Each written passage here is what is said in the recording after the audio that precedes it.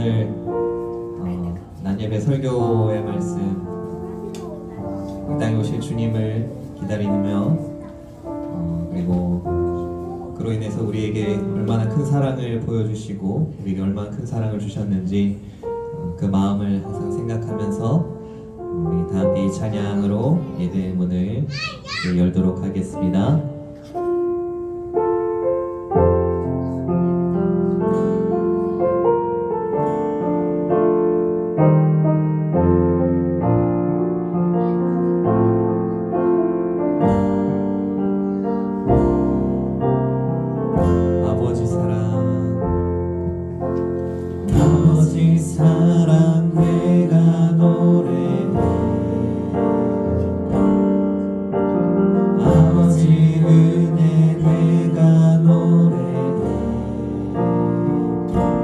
그 사랑 변함없으신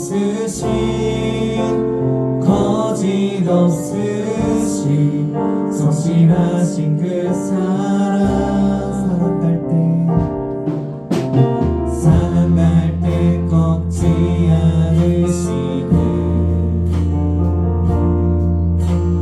꺼져가는 등불 끄지 않는 그 사랑 변함없으신 거짓없으신 성실하신 그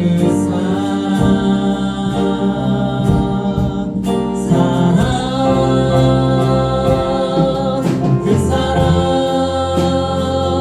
날 위해 죽으신 날 위해 다시 사신 예수 그리스도 다시 오신 그 사랑 죽음도 생명도 천사도 하늘의 어떤 권세도 끊을 수 없는 영원한 그 사랑 예수님.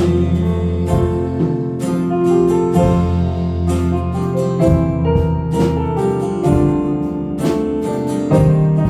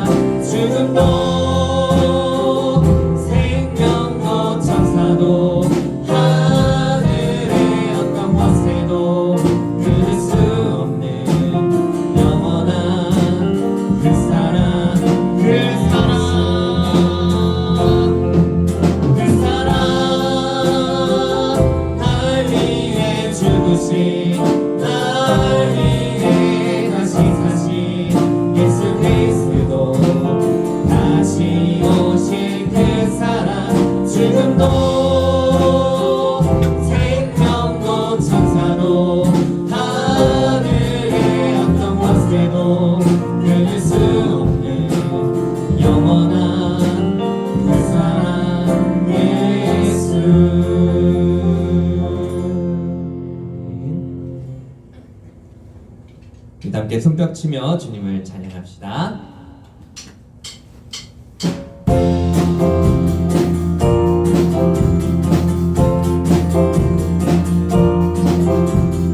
천사 찬송하기를 거룩하신 그 주께 영광 돌려보내세. 그 주 오늘 나셨네. 크고 작은 나라들 기뻐 화답하여라. 영광 받을 왕의 왕 베들레헴 나신 주. 영광 받을 왕의 왕 베들레헴 나신 주.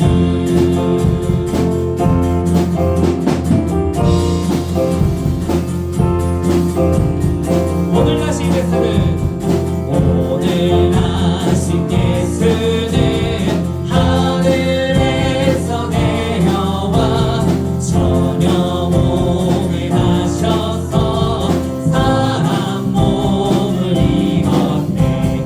세상 모든 사람들 영원하신 주님께 영광 돌려보내며 높이 찬양하여라. 영광 돌려보내며 높이 찬양하여라.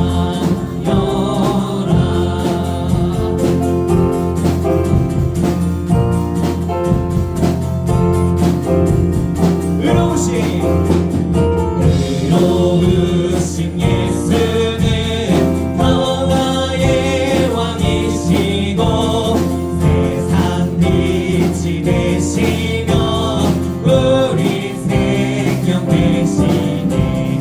죄인들을 불러서 거듭나게 하시고 영생하게 하시니 왕께 찬양하여라. 영생하게 하시니 왕께 찬양. 영광 받을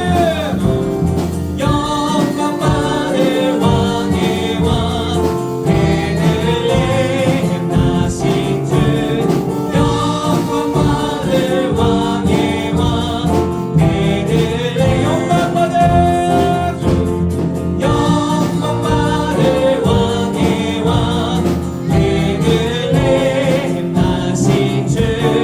영광 받을 왕의 왕 베들레헴. 영광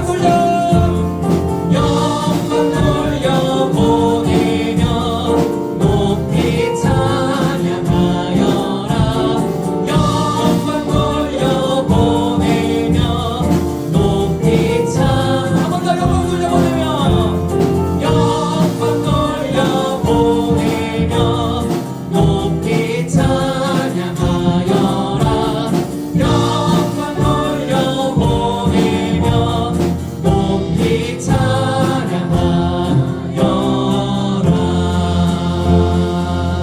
네.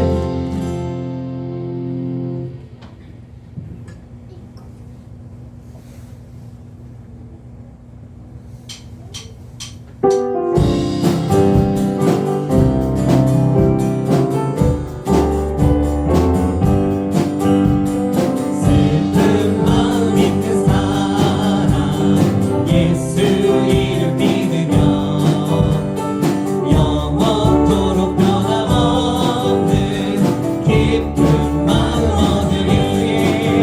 예수의 이름은 세상의 소망이요. 예수의 이름은 천국의 기쁨이. 거룩하신 주의 이름 너의 방패 삼아라. 말란 시험 당할 때에 죽게 예수의 이름은 세상의 소망이요. 예수의 이름은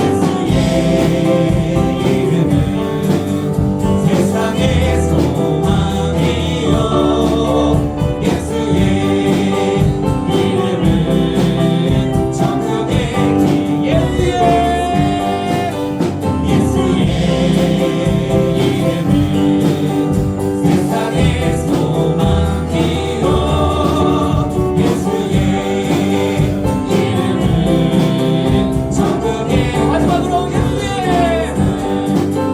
예수의 이름은 세상의 소망이요 예수의 이름은 천국의 예수 열방의 소망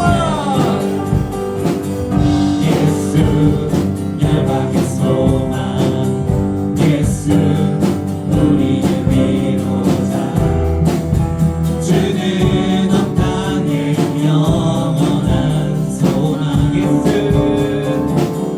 예수 어둠 속의 빛 예수 변함없는 진리 주는 온 땅에 빛이 되시니 우리 위해 죽으시고 다시 사신 생명의 주 주님만이 소망이요 변함없는 반석이라 주님만이 온 세상을 비추시네 또 죽음에서 부활하신 우리 구주 영광의 왕 주를 믿네 모든 자의 소망이신 주를 믿네 예수 열방의 소망 예수 열방의 소망 예수 우리의 위로자 주는 온 땅에 영원한 소망 예수 어둠 속의 빛 예수 어둠 속의 빛 예수 변함없는 진리 주는 온 땅에 빛이 우리 위해 죽으시고 다시 사신 생명 주님만이 소망이요 변함없는 반석이라 주님만이 온 세상을 비추시네 또 죽음에서 부활하신 우리 구주 영광의 왕 주를 믿는 모든 자의 소망이신 주를 믿네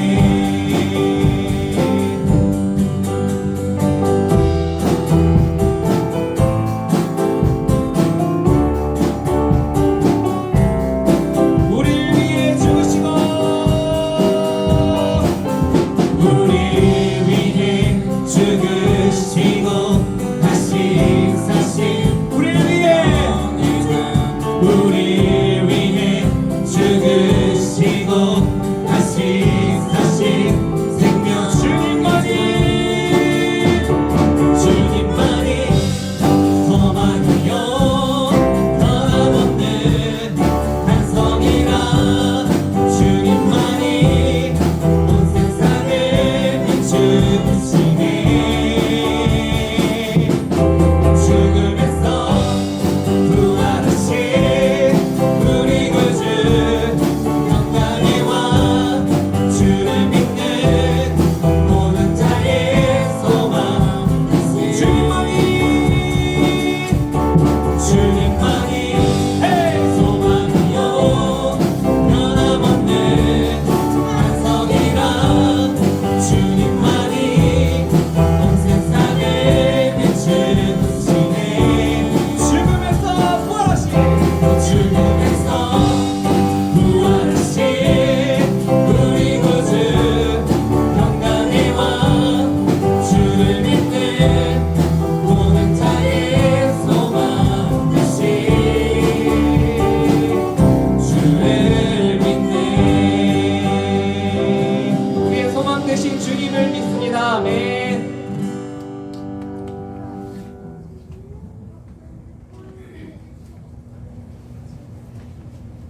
다 함께 할렐루야로 주님의 영광을 높이 높이 찬양 드리겠습니다.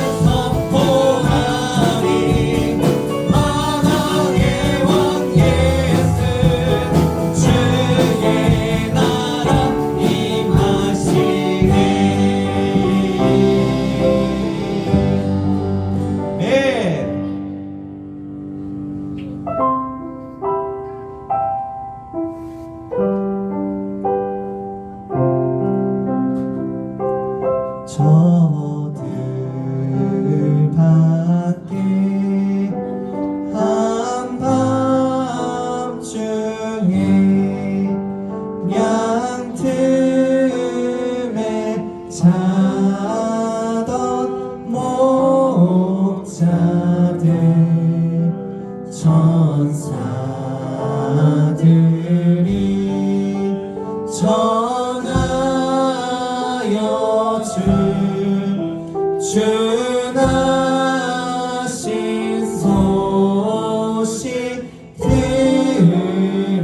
동방에 저 동방에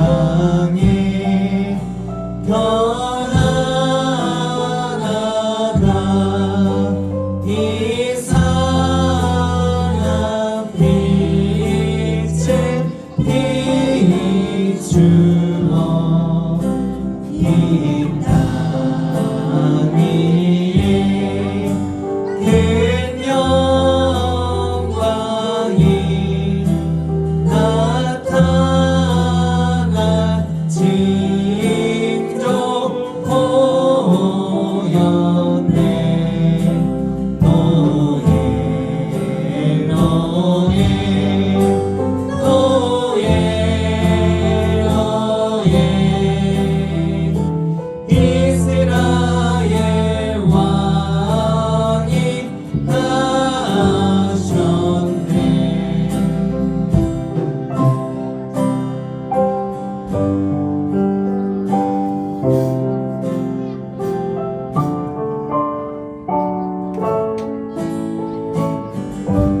동방박사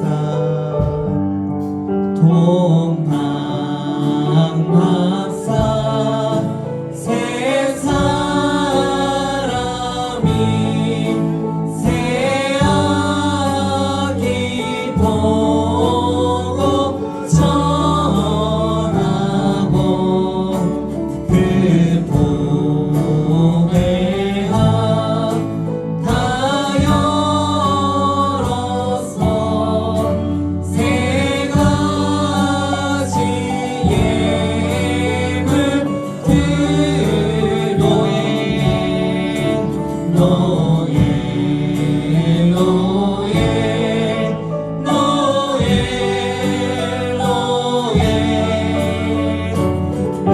이스라엘 왕이 나노예 노예 노예 노예 노예 이스라엘 왕이 나 동방박사 동방박사 세 사람이 새 아기 보고 전하고 그 보혜가 다 열어서 세 가지 예물 드렸노에 노예 노예 노예 노예 이스라엘 왕이 나소에 노예 노예 노예 노예 이스라엘 왕이 나소에 노예 노예 노예 노예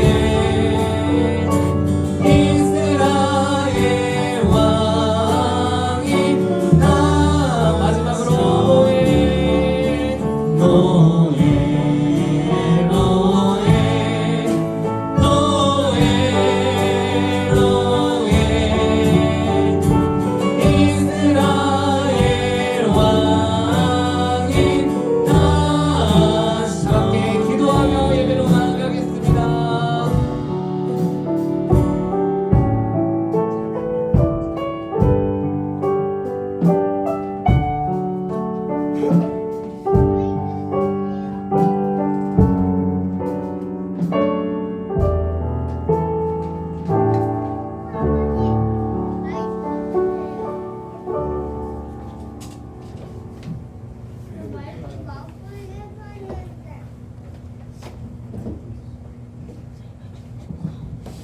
우리 다 같이 사도신경 하심으로 신앙 고백 드리도록 하겠습니다. 전능하사 천지를 만드신 하나님 아버지를 내가 믿사오며 그 외아들 우리 주 예수 그리스도를 믿사오니 이는 성령으로 잉태하사 동정녀 마리아에서 나시고 근디오 빌라도에게 고난을 받으사 십자가에 못 박혀 주시고 장사한 지 사흘 만에 죽은 자 가운데서 다시 살아나시며 하늘에 오르사 전능하신 하나님 저리로서 산자와 죽은 자를 심판하러 오시리라. 성령을 믿사오며 거룩한 공예와 성도와 서로 통한 것과 죄를 사하여 주시는 것과 영원히 산 것을 믿사옵나이다. 아멘. 우리 찬송가 211장 다 같이 부르신 후에 제가 기도하도록 하겠습니다. 찬송가 211장입니다.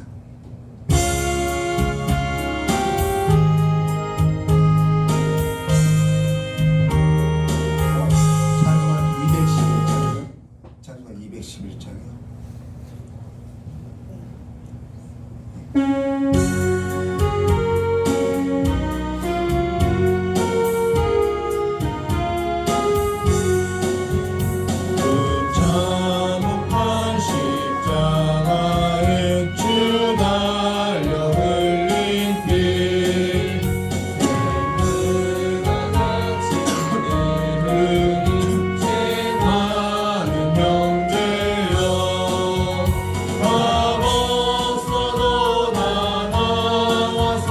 내 죄를 고하며 빈눈보다 더 이도록 찬송 열어드리. 나 믿노라 나 믿노라 보혈의 공로를 흠없어도 피 흘리사 날 구원하셨네.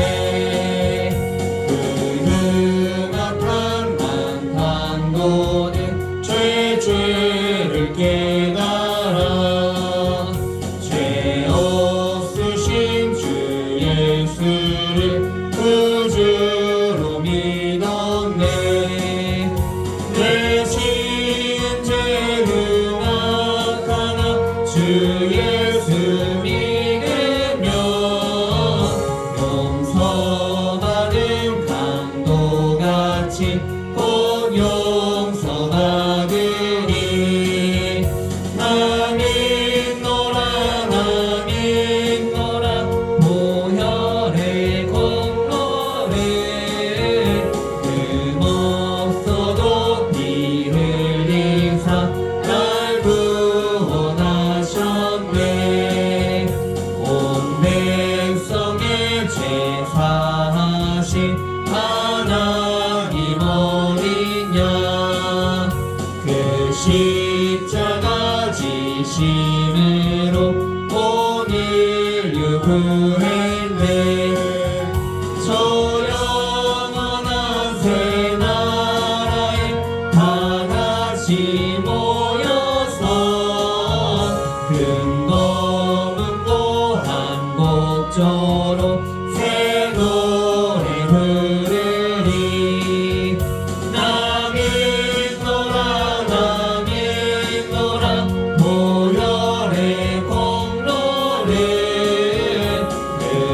흠없어도 피 흘리사 날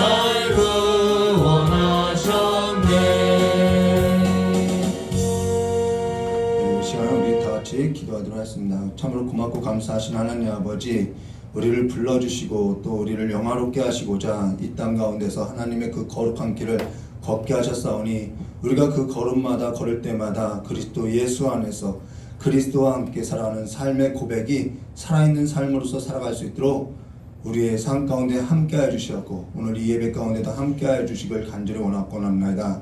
주님과 함께하는 그 삶 가운데 아버지 아픔과 고통이 있고 상처난 그 모든 상처에 있어서 주님께서 이 시간에 치유해 주시고 고쳐주셔서 다시 한번 힘내어서 주님과 함께 살아가는 그 선한 일을 싸워나가는 귀한 삶이 될 수 있도록 복을 내려주시길 간절히 원하오며 기어이신 예수님의 이름으로 기도드리옵나이다.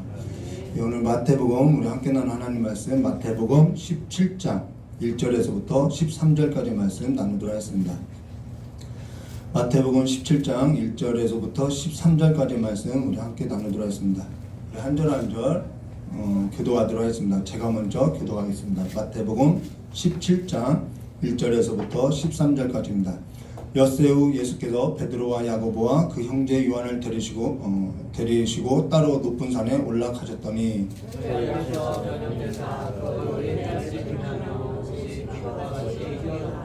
때에 모세와 엘리야가 예수로 더불어 말씀하는 것이 저희에게 보이거늘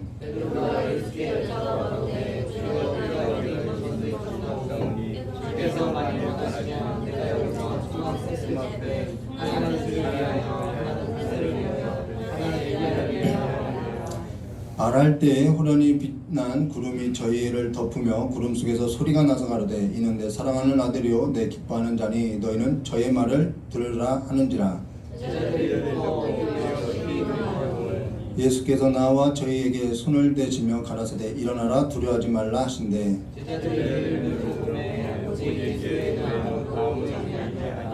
저희가 산에 내려올 때 예수께서 명하여 가라사대 인자가 죽은 자 가운데서 살아나기 전에는 본 것을 아무에게 이르지 말라 하시니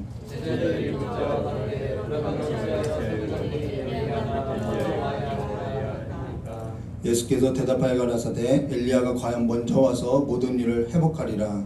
내가 너희에게 말하노니 엘리야가 이미 왔으되 사람들이 알지 못하고 이미 보였도다. 인자도 이와 같이 그들에게 고난을 받으리라 하시니 함께 하겠습니다. 그제야 제자들이 예수의 말씀하신 것이 세례 요한인 줄을 깨달으리라. 아멘. 잠깐 말씀 듣기 전에 기도하도록 하겠습니다. 조신 하나님 아버지, 오늘 하나님의 이 말씀이 우리의 마음밭에 심어지고 뿌려져서 좋은 결실을 맺을 수 있도록 주님 우리의 눈과 마음을 열어주시길 간절히 원하오며 귀하신 예수님의 이름으로 기도드리옵나이다. 오늘은요 마태복음 17장 1절과 13절 말씀을 가지고요 이는 내 사랑하는 아들이요 너희는 그의 말을 들으라 라는 제목으로 우리 함께 나누도록 하겠습니다. 이 본문은 마가 또 누가 전부 기록하고 있죠. 근데 오늘은 마태가 이 글을 쓴 것에 대해서 좀 우리가 무엇을 전달하고자 하는지 그 의미에 있어서 좀 보도록 하겠습니다. 오늘 우리가 나눌 거는 예수님께서 그 변형하셨던 그 변화선 사건인데요. 사실 변화선이라는 것은 나중에 붙여진 이름이고요. 사실 높은 산이 맞죠. 근데 사실 변화산 사건은 어디서부터 시작된 사건이냐면요. 앞서 우리가 베드로의 그 항변으로부터 시작된 사건이죠. 베드로가 주는 그리스도시요 살아계신 하나님의 아들이라는 그 고백이 있고 나서 예수님께서 이젠 됐나 싶어서 많은 이제 제자들에게 많은 고난을 받고 죽임을 당하고 제3일에 살아날 것을 제자들에게 비로소 나타내셨죠. 행동하셨죠. 이때 베드로가 예수를 붙들고 항반하여 주여 그리마옵소서 이 일을 결코 주님께 미치지 아니하리라 라고 이야기했다는 거예요. 마치 주님보다 더 믿음이 좋은 것처럼 그렇게 말을 했죠. 그래서 예수님께서 그 사건이 있고 나서 예수님께서 그들을 데리고 지금 산에 올라가 있다라는 거예요. 그것과 연관이 있다라는 거예요. 그러고 나서 예수님께서 우리가 지난 시간에 이렇게 슬깃 지나간 본문 말씀이죠. 마태복음 16장 24절과 28절 말씀입니다. 이 사건이 있고 나서 예수님이 이렇게 말하는 거예요. 예수께서 제자들에게 이르시되 누구든지 나를 따라오려거든 자기를 부인하고 저는 예전에 이걸 자기 부인 데리고 오라는 소리인 줄 알고 굉장히 이렇게 기도한 적이 있죠. 근데 그게 아니죠. 우리 그 옛사람을 부인하는 거죠. 자기를 부인하고 자기 십자가를 지고 나를 따를 것이니라. 누구든지 제 목숨을 구원하고자 하면 잃을 것이요 누구든지 나를 위하여 제 목숨을 잃으면 찾으리라. 사람이 만일 온천하를 얻고도 제 목숨을 잃으면 무엇을 유익하리요? 사람이 무엇을 주고 제 목숨을 바꾸겠느냐. 그러고 나서 27절과 28절요. 인자라는 것은 하나님의 아들이 사람의 형태로 왔다라는 거예요. 그래서 인자가 아버지의 영광으로 그 천사들과 함께 오리니 그때 각 사람이 행한 대로 갚아주리라 하고 나서요 28절에요 진실로 너에게 이르노니 여기 서 있는 사람 중에 죽기 전에 인자가 그 왕권을 가지고 오는 것을 볼 자도 있느니라 라고 하고 나서 엿새 후에 이 일이 일어나는 거예요. 그 왕권을 가지고 온다라는 거예요. 자, 지금 예수님께서는 제자들에게 예루살렘에 올라가서 내가 많은 고난을 받고 죽임당하고 제3일에 살아나야 한다고 하니까 제자가 지금 무슨 소리냐고 예루살렘까지 와서 죽는다는 그런 나약한 소리가 어딨냐고 하면서 끌고 가서 항변했지요. 그러지 말라고. 그러니까 예수님께서 이번에는 뭐라고 하죠? 여기 서 있는 사람 중에서 죽기 전에 인자가 그 왕권을 가지고 오는 것을 볼 자도 있겠다라고 이야기하고 있어요. 사실 제자로서는 굉장히 헷갈리겠죠. 언제는 죽겠다고 하고 언제는 왕권을 가져오겠다고 하면은 우리 육신을 입고 있는 우리가 우리의 귀로 들을 때는 이게 너무 헷갈린다라는 거예요. 어느 때는 죽겠다고 하고 어느 때는 왕권을 가져오겠다고, 당혹스럽고 당황스럽고 혼란스럽다라는 거예요. 예수님이 지금 무슨 말 하는지 이해할 수 없다라는 거예요. 그러면서 이런 혼란스러운 상황 가운데, 당혹스러운 상황 가운데 흔들리고 알 수 없는 예수님이 말하는 것과 지금 제자들이 이해하고 있는 그 간극에 있어서 지금 예수님께서 친히 이제는 예수님께서 내가 무엇을 말하고자 하는지 지금 이 변화산 사건으로서 이야기해 주겠다라는 거예요. 보여주겠다라는 거죠. 영광스러운 모습으로서 보여주겠다라는 것입니다. 그래서 이들이 생각했던 그 영광, 이들은 생각했던 영광은 예수님을 따라서 예루살렘에 올라가면은 이제는 우리가 별기도를 하는 것처럼 이제 한 자리씩 얻겠다라는 그런 영광을 생각했죠.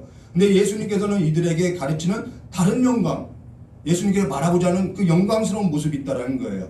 그거를 지금 이 사건을 통해서 보여준 거죠. 오늘 제자에게 그리고 오늘 우리에게 예수님께서 그 영광스러운 모습을 보여준 사건이 지금 이와 같은 간극이 있음을 보여주고 있다는 것입니다. 그러면은 여기에 있어서 우리 한 절 한 절 보도했습니다. 마태복음 17장 1절입니다.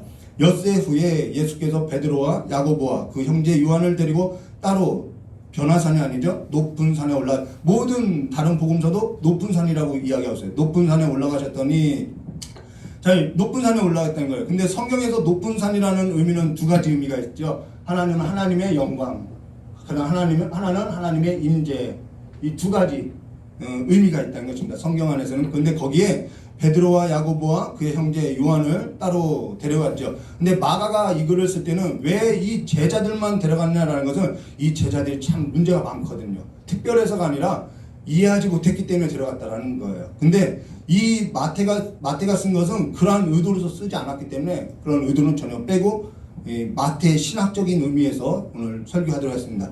2절 말씀 보겠습니다. 그들 앞에서 첫 번째 변형대사 단어, 변형대사, 그리고 그 얼굴이 해같이 빛나며 옷이 빛과 같이 희어졌더라. 여기 세 가지가 있죠. 변형대사, 변형됐다라는 것은 과정이 있다는 거예요. 그래서 얼굴이 해같이 빛나며 옷이 빛과 같이 희어졌더라. 빛난다라는 것은 영광과 위엄을 말하고 있죠. 희어졌다, 하얀다라는 것은 깨끗하고 성결을 의미한다라는 거예요. 그리고 변형대사라는 것은 과정을 말하고 있다는 것이에요. 그래서 여기 우리가 세 가지를 기억해야 하는 거예요. 성결함, 그다음 첫째는 성결함, 두 번째는 과정인데 그 과정은 거룩이고요. 세 번째는 영광이라는 것입니다. 위엄, 영광, 이 세 가지 과정을 보여주고 있어요.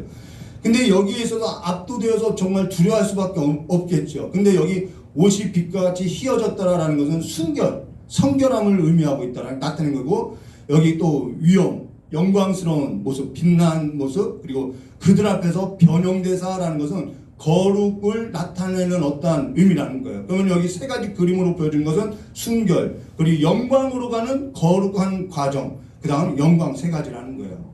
근데 무슨 예수님은 이미 죄가 없으신 분으로서 예수님은 순결한 분이라는 거예요.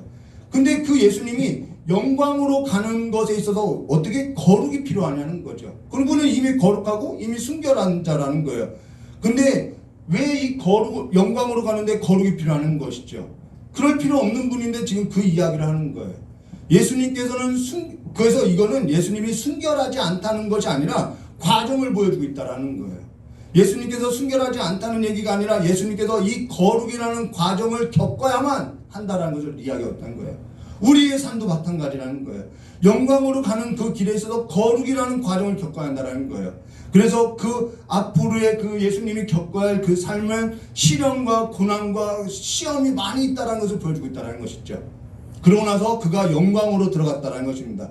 그러면 예수님께서 어찌 그 거룩이라는 것을 반드시 겪어야 하느냐, 내가 그 길을 가야 한다고 이야기하고 있죠. 자, 근데 여기에 있어서는 우리가 나중에 이 이야기는 이제 결론에 가서 볼 것이고요. 우리 나중에 가서 보기로 하고요. 우리 3절과 4절 말씀 드렸습니다. 그때 모세와 엘리야가 예수와 더불어 말하는 것이 그들에게 보이거늘 베드로가 예수께 여쭈어 이르되 주여 우리가 여기 있는 것이 좋사오니 만일 주께서 원하시면 내가 여기서 초막 셋을 짓되 하나는 주님을 위하여 하나는 모세를 위하여 하나는 엘리야를 위하여 하리이다 라고 이야기했어요. 이게 지금 은혜 만땅인 상태죠. 간혹 집회 가거나 어떤 부흥회를 갔을 때 은혜 충만한 상태, 은혜 만땅이면 집에 가기도 싫고 내가 받은 은혜를 나누고 싶고 뭐 세상 근심은 다 뒤로 가고 이와 같이 그냥 계속 있었으면 좋겠다라는 생각을 하지요. 그래서 일상을 버리는 일들이 있지요. 신앙이라는 것은 일상을 버려서는 안 되는 거죠. 여기서 우리가 볼 거는요, 왜 하필이면 모세하고 왜 엘리야가 예수님과 더불어서 말을 하고 있냐는 거예요. 그들에게 왜 보이냐는 거죠. 다른 선지자들도 얼마나 많이 있냐는 거예요. 이사야 선지자도 있죠. 성경도 많이 쓴. 근데 왜 하필 모세와 엘리야냐는 거죠. 우리 청년들하고 함께 계시록을 나눌 때에도 오늘 내용과는 좀 별개지만은 계시록에도 두 증인이 나오죠. 두 증인. 그 증인을 보면은 계시록 11장 6절 말씀에 그들이 권능을 가지고 하늘을 닫아 그 예언하는 날 동안에 비가 오지 않게 하고, 비가 오지 않게 한 거 엘리야죠. 또 권능을 가지고 물을 피로 변하게 하고, 이거 모세를 말하는 거죠. 아무 때든지 원하는 대로 여러 가지 재앙으로 땅을 치리라. 이 두 증인을 소개한 것은 사실 누구를 의미하냐면 모세와 엘리야라는 거예요. 교회의 역할을 지금 계시록에서 이렇게 설명하죠. 근데 지금 이 마태가 쓴 글에도 모세와 엘리야를 하필이면 소개하고 있다라는 거예요. 이거는 마태는 항상 무엇을 염두하고 이거를 쓰냐면요, 예언의 성취를 염두하고 쓴다라는 것이죠. 예언의 성취로서 글을 기록하고 있는데, 그로 인해서 모세의 글, 이 모세의 글을 보면은 신명기서 18장 15절 말씀 보면은 이런 글이 있어요. 내 하나님 여호와께서 너희 가운데 내 형제 중에서 너를 위하여 나와 같은 선지자 하나를 일으키니 너희는 그의 말을 들을지어다. 오늘 성경 본문과 같은 거죠. 이 말씀이란 나와 같은 선지자라고 이야기했어요. 나와 같은 선지자라는 것은 모세 같은 선지자라는 거예요. 모세 같은 선지자. 너희 가운데 너희 형제 중에서라는 것은 사람으로 온다라는 거예요. 나와 같은 사람으로. 그래서 모세는 예수 그리스도를 나타내는 예표, 모형이라는 것이죠. 그것의 성취로서 지금 예수님이 왔다는 것을 이야기하고 있다는 거예요. 모세는 그래서 그리스도의 예표라는 거죠. 이 이야기를 마태는 그림 언어로서 이야기하고 있어요. 여기에서 그와 같은 예언의 성취로 보여주는 거죠. 예수님께서는 완전한 사람, 완전한 몸을 입고 완전한 사람이 되어서 모세와 같은 선지자를 하나 일으키리라 했던 그 예언의 성취로서 왔다라는 거예요. 여기 우리가 한 가지 기억하고 넘어갈 거면은 지금 완전한 사람으로 왔다라는 거예요. 인자로 왔다는 거예요. 그리고 너희는 그의 말을 들을지어다라는 거예요. 자, 그러면 엘리야는 왜 나왔냐는 거예요. 엘리야라는 것은요, 세상 끝날을 나타내요. 여호와의 날, 종말을 의미한다. 그래서 굉장히 엘리야는 이 심판을 하나님의 진노에 있어서 선포한 선지자라는 거예요. 그러면서 세례 요한이 와서 이 땅에서 선포할 때도 상당히 긴박한 진노에서 회개하라, 회개를 촉구하는 그런 선지자의 역할을 하고 있다는 것이죠. 그래서 5절 말씀에 이렇게 말하고 있어요. 말할 때에 호련히 빛난 구름이 그들을 덮으며 구름 속에서 소리가 나서 이르되 이는 내 사랑하는 아들이요 내 기뻐하는 자니 너희는 그의 말을 들으라. 예언의 성취로서 이야기하고 있어요. 이거는 예수님께서 시험을 받기 전에, 자, 세례 요한으로부터 시험을 받기 전에 세례 요한에게 세례를 받을 때 하늘로부터 소리가 있어라는 그 사건이라는 거예요. 예수님께서 왕권을 가지고 온 사건을 말해주고 있죠. 그러고 나서 6절과 8절 말씀 우리 좀 더 보면요, 제 설교는요 중국 음식과 같아요. 중국 음식이 어떠냐면 막 재료를 다 준비해요. 그래서 나중에 딱 해서 음식을 꺼내놓는 거죠. 저도 이 설명을 다 하고 나서 결론을 딱 내놓을 거예요. 우리 6절과 8절 말씀 드렸습니다. 제자들이 듣고 엎드려 심히 두려워하니 예수께서 나와 그들에게 손을 대시며 이르시되 일어나라 두려워하지 말라 하시니 제자들이 눈을 들어 보매 오직 예수 외에는 아무도 보이지 아니하더라. 여기 제자들 눈을 들어 보매 오직 예수 외에는 아무도 보이지 아니하더라라는 거예요. 자, 여기 변형된 모습 없어요. 모세도 없어요. 엘리야도 없어요. 소리도 없어요. 그리스도라는 직분도 보이지 않아요. 뭐만 보여요? 예수만 보여요. 완전한 사람의 모습밖에는 보이지 않는다라는 거예요. 이게 중요한 거예요. 우리가 앞서서 마태복음 16장 21절에 이때부터 변곡점을 말하죠. 이때로부터 예수 그리스도께서 유일하게 마태복음에 예수를 그리스도께서라는 이 문장을 함께 쓴 곳이 이 문장 하나라는 거예요. 예수 그리스도께서 자기가 예루살렘에 올라가서 장로들과 대제사장과 서기관들에게 많은 고난을 받고 죽임을 당하고 제3일에 살아날 것을 제자들에게 비로소 행동하시리라, 나타내시라라는 거. 여기서 예수 그리스도라는 직함이 붙어 있는데, 오늘 우리가 함께 나누는 여기서는 오직 예수라는 그 직함도 없어요. 예수 외에는 아무것도 보이지 아니하더라라고 말했던 거예요. 예수라는 것은 그리스도라는 것은 직함이에요. 예수라는 것은 육체를 입고 온 완전한 사람, 몸을 입고 온 완전한 인간의 이름이라는 거예요. 그게 예수라는 거예요. 완전한 사람을 나타내는 것이죠. 그걸 기억하면 오늘 우리의 이 이야기가 뭘 얘기하는지 알 수 있다는 거예요. 자, 그러고 나서 예수님께서 9절에 이렇게 말씀하세요. 그들이 산에서 내려올 때 예수께서 명하여 이르시되 인자가 죽은 자 가운데에서 살아나기 전에는 본 것을 아무에게 이르지 말라 하시라. 이제는 이들이 변화산의 이 사건을 보고 이분이 그리스도구나라는 그 눈은 조금 떴다라는 거예요. 근데 여기 인자가 죽은 자 가운데서 살아나기 전에는 이라고 하죠. 인자라는 표현을 쓰고 있어요. 근데 예수님께서 어찌해서 이들에게 아무에게도 이르지 말라라고 했냐는 거예요. 이건요, 복음이 훼손될까봐 염려해서 아무에게 이르지 말라고 했다는 거예요. 전하지 말라는 얘기 아니에요. 전에 한창 은혜 받을 때, 말씀에 있어서 열어졌을 때, 저의 아내에게 이 말씀은 이런 의미야, 저 말씀은 저런 의미야, 막 떠들어댔던 적이 있었다라는 거예요. 그때 만약에 제가 신학을 하고 만약에 그때 막 말씀에 은혜를 받았다고 하면서 막 전도하고 다녔다면은 제가 2단 되고 3단 됐을 것 같아요. 그런 의미라는 거예요. 막 말씀을 깨달았을 때, 막 말씀이 열렸을 때, 은혜 만땅일 때 막 전파하고 다니면은 문제가 일어나는 거예요. 그래서 하지 말라는 것이죠. 레위기를 읽다가 소 발굽이 2개인 거 아느냐, 구약과 신약을 의미한다, 전혀 그런 내용 아닌데도 혼자 깨닫고 나서 전하고 다니는 거예요. 그래서 저희 아내가 어디 가서 그런 소리 하지 말라고 했던 적이 전에 있었죠. 근데 여기 인자가 죽은 자 가운데서 살아나기 전에 할 때 그 인자라는 것은 하나님의 아들인데 완전한 사람, 몸을 입고 왔다라는 거예요. 어쨌든 이들이 이와 같은 영광스러운 광경을 보고 나서 그가 그리스도라는 것을 이제는 인식하게, 경험적으로 인식했다라는 거예요. 근데 그들에게 한 가지 의문이 생기는 거예요. 무엇이냐면요, 그들은 어려서부터 들었던 것이 뭐냐면은 그리스도가 오시기 전에는 엘리야가 와야 한다. 그들은 듣고 자랐다라는 거예요. 그렇기 때문에 그 의문이 있는 거죠. 그래서 10절에 제자들이 물어 이르되 그러면 어찌하여 서기관들이 엘리야가 먼저 와야 하리까? 라고 예수님께 묻고 있다라는 거예요. 그래서 예수님께서 그들에게 12절과 13절에 이렇게 말씀하셨어요. 내가 너에게 말하노니 엘리야가 이미 왔으되 사람들이 알지 못하고 임의로 대우하였도다. 인자도 이와 같이 그들에게 고난을 받아야 하시리라. 그제서야 제자들이 예수께서 말씀하신 것이 세례 요한인 줄을 깨달으니라 라고 이제 깨닫기 시작한 거죠. 근데 여기 예수께서 제자들에게 엘리야가 이미 왔으되 사람들이 알지 못하여 임의로 대우했다. 자, 세례 요한을 두고 한 말이에요. 근데 하물며 사람이 사람으로서 세례 요한이 엘리야로 왔는데 사람들이 알지 못해서 임의로 대우했대요. 근데 하물며 하나님의 아들이 완전한 사람이 되어 몸을 입고 왔다고 하면은 그들이 믿겠느냐 이 말이라는 거예요. 믿지 못하니까 임의로 대우하고 그렇기 때문에 내가 고난을 받게 될 거라는 것을 이야기하고 있다는 거예요. 그 설명을 해주는 거죠. 항변을 했던 베드로가 이해하지 못하고 당혹스럽고 항변했던 그 베드로에게 이 변화 사건으로서 지금 가르치고 있다라는 거예요. 자, 그러고 나서 그제서야 제자들이 예수께서 말씀하신 것이 세례 요한인 깨달았다는 것입니다. 그럼 여기서 이제 정리를 들어가야죠. 이제 요리 볶아야 하는 거죠. 자, 그러면 엘리야가 여기에 나타난 것은 어떠한 의미냐면 이미 세상 끝날이라는 거예요. 종말을 의미하고 심판이 시작됐다는 것을 의미하고 있다는 거예요. 그것을 의미하고 있죠. 하나님의 심판이 이미 도끼가 나무 뿌리에 닿았다는 거예요. 진노가 임박했다는 거예요. 그러면서 여기에 있어서 말라기서 4장 4절과 6절에 이런 말씀 있죠.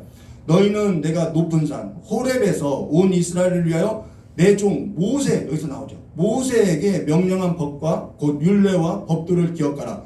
그러고 나서요, 보라 여호와의 크고 두려운 날, 심판의 날 이르기 전에 내가 선지자 엘리야를 너에게 보내리라. 이게 세례 요한이라는 거예요. 그가 아버지의 마음을 자녀에게로 돌이키게 하고 자녀들의 마음을 그들의 아버지에게로 돌이키게 하리라. 돌이키지 않으면 두렵건대 내가 와서 저주로 그 땅을 칠까 하느라. 그래서 세례 요한의 회개하라 막 이런 선포를 했다라는 것이죠. 그가 세상에 그래서 세례 요한이 구약의 마지막 선지자라는 세상 끝날이라는 거예요. 구약에 있어서 선지자라는 거예요.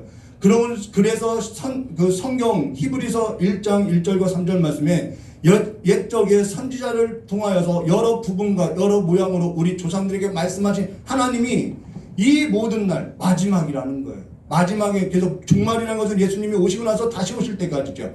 마지막에는 아들을 통해서 우리에게 말씀하셨으니 이 아들은 만유의 상속자로 세우시고 또 그로 말미암아 모든 세계를 지으셨느니라.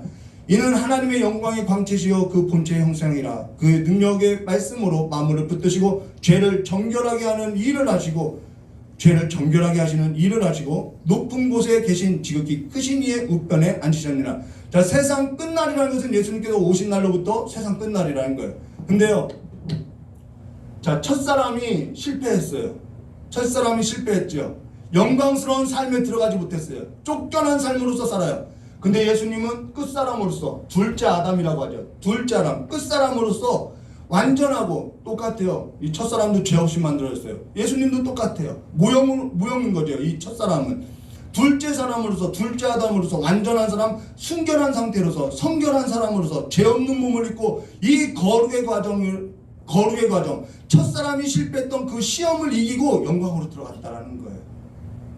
첫사람은 이 거룩의 과정에 있어서 실패했다라는 거예요. 그런데 끝사람으로 오신 그 예수님은 순결한 모습, 거룩한 그 성결한 모습, 죄 없는 몸을 입고 완전한 사람으로서 이 거룩의 과정을 실패 없이 이기고 영광으로 들어갔다라는 거예요.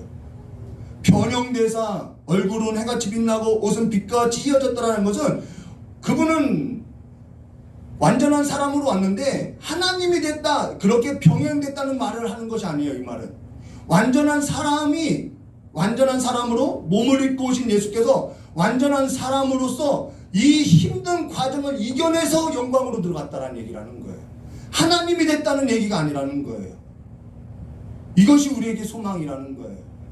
첫사람에서는 실패했어요. 그런데 끝사람은 그분은 인간인데 이 힘든 과정을 겪어가면서 영광으로서 승리했다라는 거예요. 그래서 그분이 이긴 자라는 거예요. 예수밖에 없어요. 그러면서 오늘 우리에게 이 글이, 이 변화산 사건이 우리에게 왜 소망이 되냐면은 히브리서 기자는 이렇게 말하고 있어요. 히브리서 4장 14절과 16절. 그러므로 우리에게 큰 대제사장이 계시니 이것이 얼마나 큰 소망이냐는 거예요. 승천하시니 영광으로 들어간 거죠. 곧 하나님의 아들 예수시라. 우리가 믿는 도리를 굳게 잡을지어다. 우리에게 있는 대제사장은 우리의 연약함을 동정하지 못하실 리가 아니요 모든 일에 우리와 똑같이 시험을 받으신 일이라. 이게 거룩의 과정이라는 거예요. 죄는 없으시나 그러므로 우리를 국률하심을 받고 때를 따라 돕는 은혜를 얻게 하여 은혜의 보좌 앞으로 담대히 나갈 것이라. 우리가 그래서 은혜의 보좌로 담대히 나갈 수 있다는 거예요. 이들이 이해하고 베드로가 이해했던 그 영광과 주님이 이해하고 있는 영광은 다른 거라는 거예요. 사람의 몸으로서 이 힘든 과정을 겪어내면서 영광된 모습으로 변화됐다라는 거예요. 그래서 계시록에 가면은 어떠한 말씀이 있죠? 계시록 7장 14절에 내가 말하기를 내 주여 당신이 아시나이다. 이게 환난에서 나오는 자들이에요. 저들은 누구냐? 라고 할 때 내가 말하기를 내 주여 당신이 아시나이다 하니 그가 나에게 이르되 큰 환난에서 나오는 자들인데 어린 양의 피에 그 옷이 씻겨 휘어졌더라. 우리가 그 보혈에 다 씻겨서 휘어진 자라는 거예요. 휘어졌다는 것이죠. 예수께서 세상 끝날에 완전한 사람의 몸을 입고 와서 거룩이라는 이 과정, 연단이라는 과정을 다 겪어내고 이겨내심으로써 완전한 사람으로서 영광으로 들어갔다라는 거예요. 하나님이 됐다는 얘기가 아니라는 것이죠. 그래서 예수 그리스도를 우리가 믿는다는 것은 우리가 연약하나 그리스도 예수 안에서 예수와 함께 옛사람에 대해서는 죽고 새 사람에게 있어서는 산 자로서 영광스러운 모습으로서 때를 따라 돕는 은혜로 하나님 앞에 보좌 앞으로 나아가서 하나님 앞에 경배하는 자가 되었다라는 거예요. 이게 얼마나 놀라운 사실이라는 것이죠. 내 공로로서 되어질 수 없는 일이라는 거예요. 예수께서 행했다라는 거예요. 예수를 붙들고 항변했던 그 제자들에게 어떠한 한 자리를 얻고 싶어 했던 그 혼란스러운 제자에게 예수를 믿는 보람이 이거냐고, 내가 지금까지 예수를 따랐던 일이 이거냐고 했던 그 제자에게 예수님께서는 그 제자에게 내가 하고자 하는 일이라는 것은 내가 생각하는 그러한 일이 아니라 하나님의 일이다. 사람의 몸을 입고 우리가 이 땅에서 겪는 그 시련과 아픔을 통해서 영광의 모습으로 들어간다. 이 이야기를 해주고 있다는 거예요. 다른 이야기라는 것이죠. 그러면서 오늘 내가 예수를 믿고요 변형된 모습이었다면요, 세상 사람들이 우리 교회를 보고 우리를 볼 때 얼굴이 저 사람은 참 하얘졌어, 밝아졌어, 아 저 사람은 정말 그리스도의 옷을 입은 자로서 빛나, 이러한 모습이 변형된 모습이 우리가 육체를 입고 있을 때 없을 때 이 모습이 없으면은 예수 안에서 예수 안에서 옛삶에서 죽지 않냐고 살아왔다라는 것밖에 되지 않는다는 거예요. 이거는 예수님께서 내가 육체를 입고 있을 때 이 거룩의 과정을 겪어서 난 영광의 모습으로 나타났다라는 거예요. 나는 예수인데 참 봐라 나 하나님의 아들이야, 이 모습을 말하는 것이 아니라는 거예요. 그래서 우리는 예수를 믿고 변형된 모습이 없다면은, 예수 안에서 옛삶을 죽이지 않고 자기 부인을 하지 않고 살아온 삶이 없다면은, 우리는 세상 사람들이 우리를 볼 때 보면은 해같이 빛나는 모습이 없는 거예요. 변형된 모습이 없다고 하는 거예요. 우리는 그러한 사람을 성경에서 뭐라고 하냐면 세속적인 그리스도인이라고 하는 거죠. 우리 앞에 있는 그 경주, 우리 앞에 이 경주가 있어요. 영광스러운 모습이 있어요. 우리 앞에 놓여진 그 경주에서도 달려가서 이 생명을 얻은 부활의 그 신앙이 있는 성도로서 거룩되어지는 이 과정, 힘든 과정, 누구나 다 알고 있어요. 힘든 과정이에요. 이 힘든 과정에 있어서 돕는 은혜를 구하면서 때를 따라서 예수를 붙들고 일어나는 부활의 신앙이 있는 성도가 되시기를 주님의 이름을 축원합니다. 우리에게는 이 영광의 모습이 있다는 거예요. 우리에게는 하늘에 간직된 산소망이 있는 자들이라는 거예요. 그 사실을 믿고 또 한 주를 이겨내고 2025년에 믿음이 더욱더 새롭게 되시는 성도들이 되시기를 주님의 이름으로 축원합니다. 다 같이 기도하도록 하겠습니다. 참으로 고맙고 감사하신 하나님 아버지, 우리에게 이 하늘에 간직된 소망이 없는 우리에게 산 소망이 되어주시고, 우리에게 하나님의 그 영광스러운 모습이 나 하나님의 아들이야 자랑하는 것이 아니라 인간의 몸을 입고도 그 거룩의 과정을 겪고 영광스러운 모습에 들어갈 수 있음을, 그리고 그 삶에서도 우리와 함께 하신다는 것을 나타내 보이신 그 예수 그리스도와 함께 우리가 이제는 소망을 갖고 변형된 모습으로서 날마다 더욱더 주님과 밀착되어서 거룩의 과정을 겪고 나가는 삶이 될 수 있도록 붙들어 주시길 간절히 원하오며 기억해 주신 예수님의 이름으로 기도드리옵나이다. 우리 찬송가 195장 부르신 후에 같이 기도하도록 하겠습니다.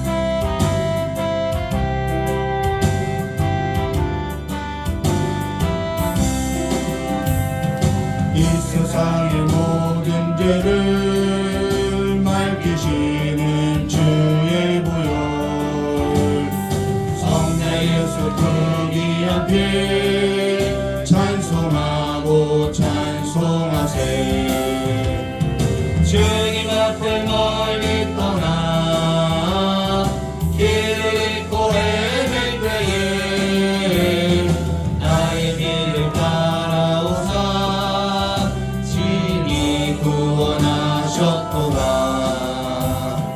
있는보다도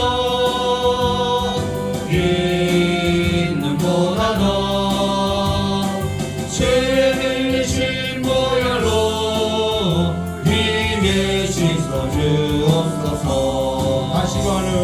다시간을 쓰셨으니 피로 얼굴 물드셨고 십자가의 모진 고통 나를 위해 당하셨네. 말로 형용할 수 없는 구세주의 구속하심, 그네와 크신 사랑 찬송하고 찬송하세. 있는보다도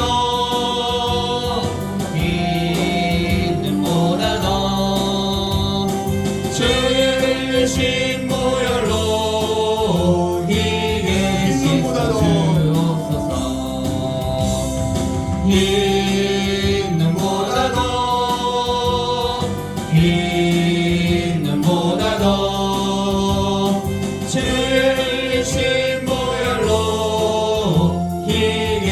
이 시간에 부활의 소망, 생명의 소망, 산 소망을 갖고 하늘에 간직된 우리의 기업을 다시 한번 우리의 마음 가운데 새기고 믿음으로 일어나는 교회 되게 해달라고 이 시간 다 같이 기도하고 돌아가도록 하겠습니다. 참으로 좋으신 하나님 아버지, 우리의 마음 가운데 하나님께서 이 큰 계획을 가지고 이 큰 꿈을 가지고 우리의 마음에 소원을 두고 행하신 그 하나님의 거룩한 가정을 이제는 우리가 함께 걷게 해주시었고, 이제는 우리가 그 걸음마다 거룩하여지고 더욱더 청결하여져서 하나님의 그 영광스러운 변화된 모습으로서 아버지 이 교회에 하나님의 아름다운 덕이, 하나님의 기이한 일들이 선포되어지고 지역마다 선포되어지고 선교지마다 하나님의 아름다운 덕이 그 변화된 모습들이 선포되어질 수 있도록 주여 역사해 주실 간절히 원합니다. 하나님께서 모욕을 당하는 이 시대에 아버지 교회에 다시 한번 마음에 불이 붙고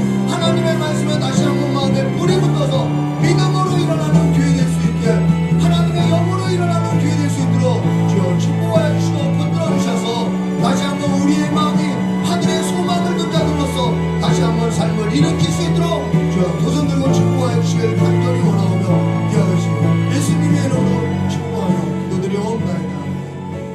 참으로 좋으신 하나님 아버지, 예수 이름이, 하나님의 이름이 욕먹는 이 시대에 다시 한번 우리가, 다시 한번 하늘의 소망을 간직한 우리가 이제는 예수를 믿고 살아가는 그 거룩한 길을 걸으며 하나님의 기이한 일들을 나타내며 하나님의 아름다운 덕을 선포하는 삶으로서 하나님의 아름다운 이름이 다시 한번 향기 날리는 삶이 될 수 있도록 다시 한번 우리의 믿음을 더하여 주시길 간절히 원하오며 기하오신 예수님의 이름으로 기도드리옵나이다. 축도로서 예를 마치도록 하겠습니다. 이제는 우리 주 예수 그리스도의 사랑과 하나님 아버지의 넓고 풍성하신 은혜와 성령 하나님의 내주가만 감동 교통하심의 역사가 이제는 예수를 믿고 다시 한번 아름답고 기이한 소식을 전하고자 하는 우리 귀한 성도들의 모든 머리 위에와 이 자리에 참석하지 못한 우리 귀한 성도들의 모든 발걸음과 교회와 가정과 일터 위에 선교지 위에 영원히 함께 있을지어다.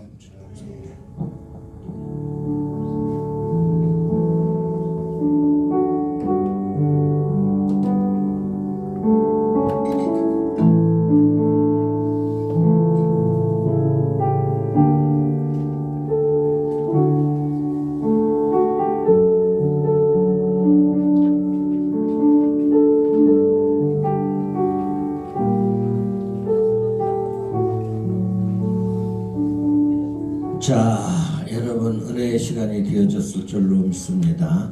우리 24일 날 성탄 전야제는 지하에서 안 하고 본당에서 여러분들 하기로 그렇게